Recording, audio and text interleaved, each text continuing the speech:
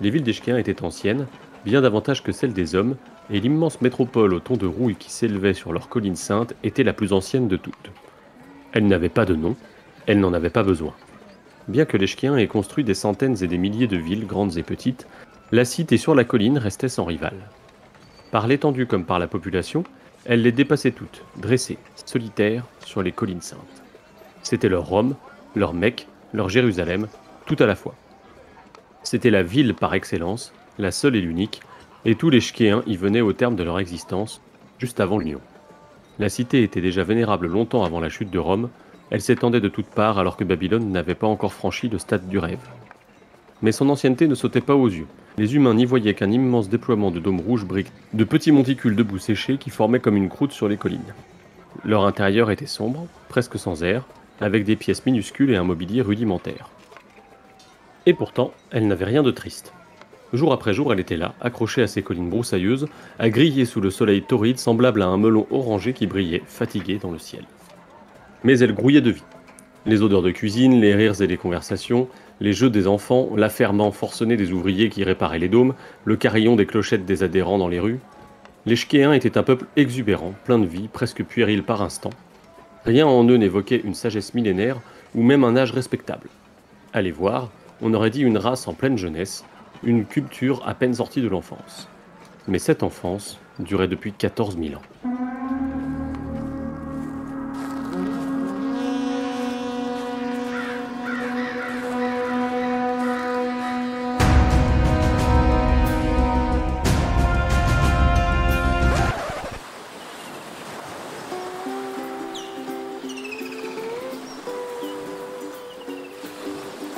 Bienvenue à vous qui nous rejoignez à Fort-le-Vent pour les congés estivaux de la garde de nuit. Vous êtes bien dans Martine à la plage, le podcast qui parle des œuvres de notre barbu à bretelles préféré.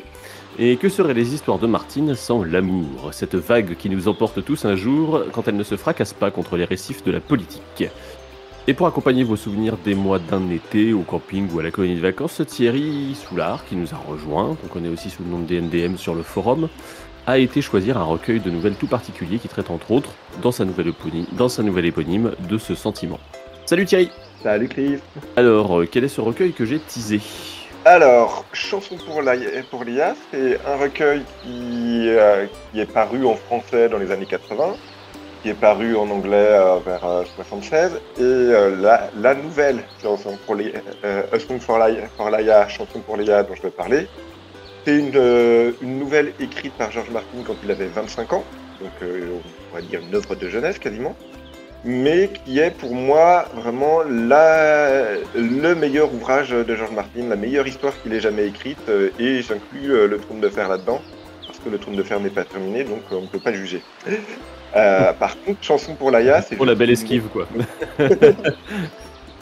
Chanson pour l'IA, c'est une novella, donc c'est-à-dire un format entre la nouvelle et le roman, qui est plus connu aux États-Unis, en Angleterre qu'en France.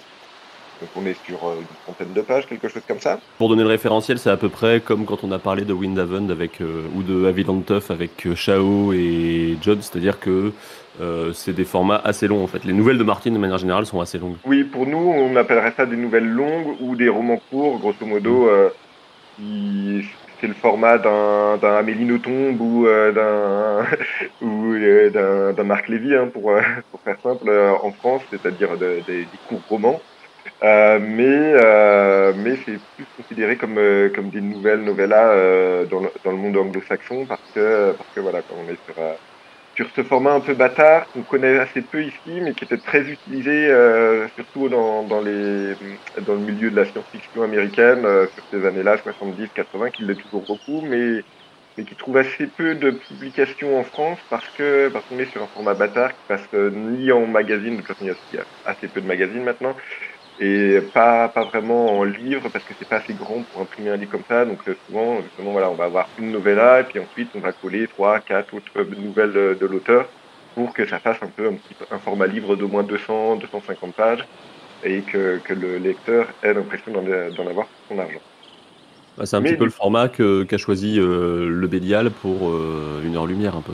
Voilà, c'est notre équivalent français en France, quoi. C'est exactement ça. La collection 1 heure lumière du Bélial, c'est l'une des rares collections de novellas qui existent en France.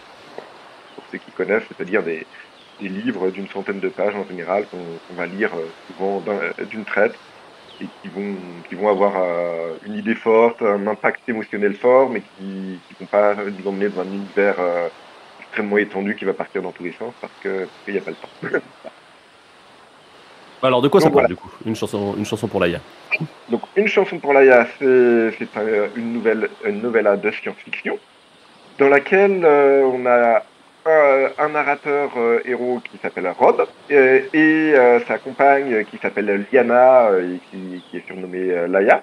Donc, les connaisseurs du conte de fées doivent reconnaître ce prénom. Et ces deux personnages, en fait, sont des psychiques, c'est-à-dire des personnages qui ont un talent psychique, pas tout à fait le même l'un et l'autre. Laïa est beaucoup plus puissante que Rob, en fait, pour lire les émotions des gens et pour entrer dans leur tête. Rob est plus sur les émotions, Laïa est plus sur les pensées, sur ce qui se passe dans la tête des gens. Et ces deux personnages, en fait, sont embauchés par l'administrateur d'une planète, par un humain, qui est un peu l'ambassadeur et administrateur humain d'une planète extraterrestre récemment découverte, une dizaine d'années plus tôt, sur laquelle il y a en fait un problème. Le problème qu'il y a, c'est que les humains qui arrivent sur cette planète commencent peu à peu à se convertir de plus en plus à la religion locale, et que cette religion est très particulière dans le sens où c'est la seule religion de la planète. Il n'y a pas un seul hérétique sur cette planète, il n'y a pas un seul athée, une seule personne qui croit autre chose ou qui ne croit pas. Tous les extraterrestres, enfin tous les natifs de cette planète croient en cette religion. Et cette religion demande en fait ce que les humains comprennent comme un suicide rituel ou un sacrifice humain. Quand on se convertit à cette religion, on sait que ça va se finir par être dévoré vivant par un espèce de monstre blob qui vit dans les cavernes de la planète et qui est en fait plus ou moins le dieu de cette religion. Donc l'administrateur humain qui est en charge de la communauté humaine qui vit sur cette planète voit qu'il a un problème parce que les humains dont il a la charge commencent à se convertir peu à peu à cette religion étrange qui se finit par un suicide et il comprend pas en fait quel est l'attrait de cette religion pour les gens et pourquoi est-ce qu'ils font ça. Donc il fait appel à ces deux personnages de psychique, Rob et Laïa, pour enquêter et découvrir ce qui se passe. Voilà pour résumer un peu la base du. Voilà, et le culte s'appelle le culte de l'Union. Si je me souviens bien de ma lecture de la fiche wiki de la garde de nuit, puisque je l'ai déjà dit au cours de ce podcast, mais je n'ai lu qu'une seule des œuvres dont on va parler pendant l'été. Là, cette année, j'ai lu Windhaven, et comme ça m'a quand même mis une grosse claque, je me suis dit, hop, je vais en garder pour l'année prochaine. Je vais pas tout lire d'un coup, parce que si à chaque fois c'est comme ça. Voilà, je pense qu'on n'a pas choisi par hasard non plus les nouvelles et les œuvres dont on parle dans ce podcast estival. En fait, il y a vraiment une charge émotionnelle assez forte et des histoires assez puissantes dans les œuvres de George Martin de sa période novella science-fiction comme ça des années 70-80 qui valent vraiment le coup d'œil. C'est pour ça qu'on fait ce podcast d'ailleurs pour vous encourager à les lire parce qu'elles sont vraiment très bien. Ouais, c'est marrant parce qu'on en parlait un peu avec Chao à propos de Haviland Tough, mais moi j'y vois dans toute cette vague de science-fiction de Martin de ces années-là l'influence d'Ursula Le Guin en fait sur lui, et ce qui va avoir beaucoup qui va générer beaucoup pas d'émules, mais en tout cas de cette idée que la science-fiction n'est pas simplement scientifique et qu'elle est chargée émotionnellement en fait tout au long de cette décennie-là. Enfin, je sais pas si toi tu t'es un peu connaisseur de cette autrice-là et si tu vois quelque chose comme ça, mais. J'ai lu du Ursula Le Guin, je connais moins que d'autres auteurs, d'autres autrices, mais oui, Ursula Le Guin, il y a une dimension émotionnelle humaine, une dimension politique dans ce qu'elle fait. Elle n'est pas la seule non plus, alors Oui, il y en a d'autres, hein, mais. Martine là-dessus, je ne sais pas. Il y a Il parle dans Rétrospective RRR enfin, Le gros pavé, on va l'appeler le gros pavé. ouais, le gros pavé, voilà, l'énorme pavé qui s'appelle Rétrospective, qui est un recueil de différentes nouvelles et de différents scénarios qu'il a écrits, entrecoupés entre chaque histoire de 2, 3 pages où il dit voilà, à ce moment-là de ma vie, j'étais rendu à tel niveau, je me posais tel genre de questions et cette œuvre elle reflète ça et voilà, c'est vraiment un ouvrage passionnant aussi, rétrospective, pour les petits inserts comme ça principalement. Et du coup, il parle oui, de qu'est-ce que la science-fiction, qu'est-ce que la fantasy, et qu'est-ce que la science-fiction sur le côté scientifique, est-ce que la science-fiction c'est juste des histoires scientifiques.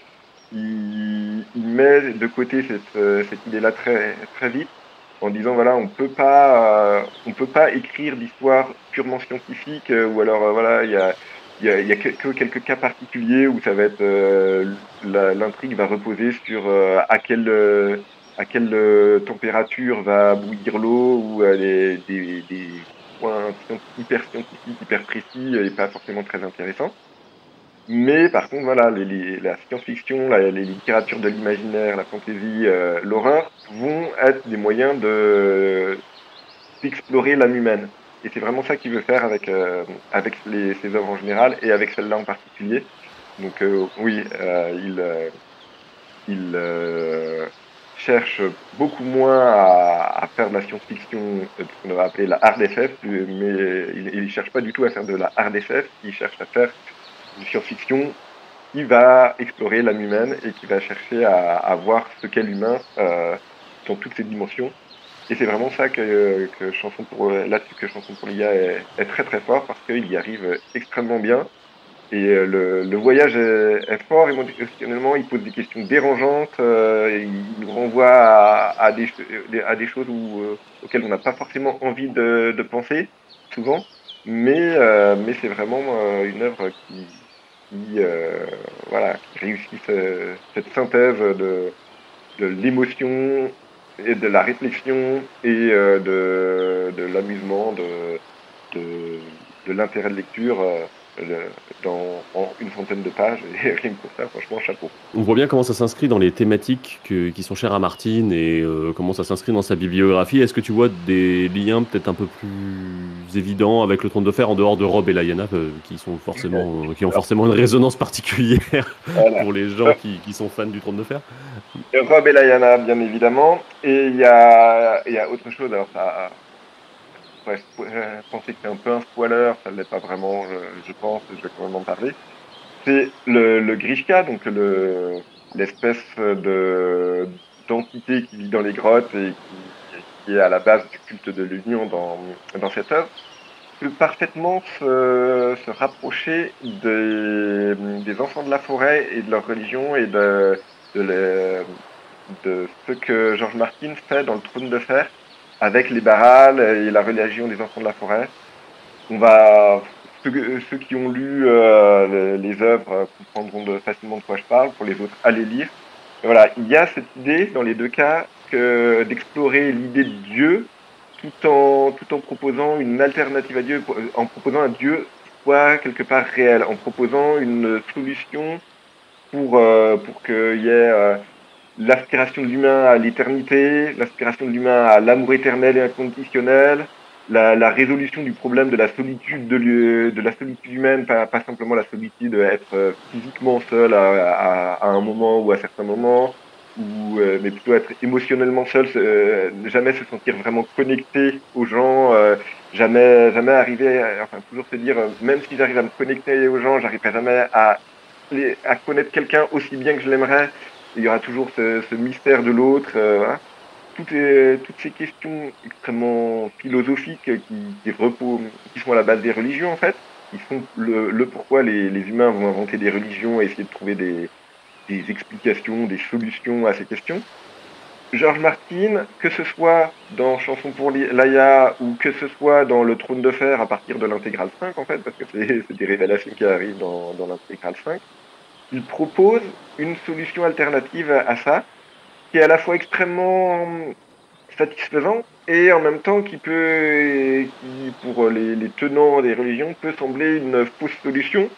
Et ces personnages, justement, se posent ces questions. Est-ce que, voilà, il y a un échange dans Chanson pour Laïa qui est extrêmement fort, qui m'a extrêmement marqué, c'est entre le héros et l'administrateur humain qui l'a embauché. On est vers la fin de la nouvelle et